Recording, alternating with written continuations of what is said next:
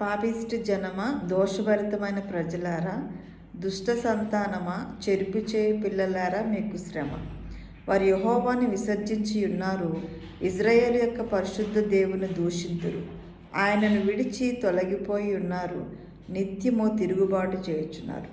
కొంతమంది జనాంగము వారికి యెహోవాయే దేవుడని తెలిసినప్పటికీ ఆయన దగ్గరికి రారు, ఆయన ఒప్పుకోరు, అంగీకరించరు.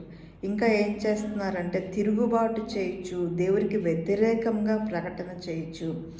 ఆయనను విసర్జించడం వలన వారి జీవితంలో వారే నష్టాన్ని కొని తెచ్చుకుంటున్నారన్న సంగతి మర్చిపోతున్నారు. అలా తిరుగుబాటు చేసే వాళ్ళకి ఒకరోజు శ్రమ దినాలు వస్తాయి, లేకపోతే తీర్పులోనికి వాళ్ళు వస్తారు. అప్పుడు నిత్య నరకాగ్నికి గురి కావాల్సి వస్తుంది.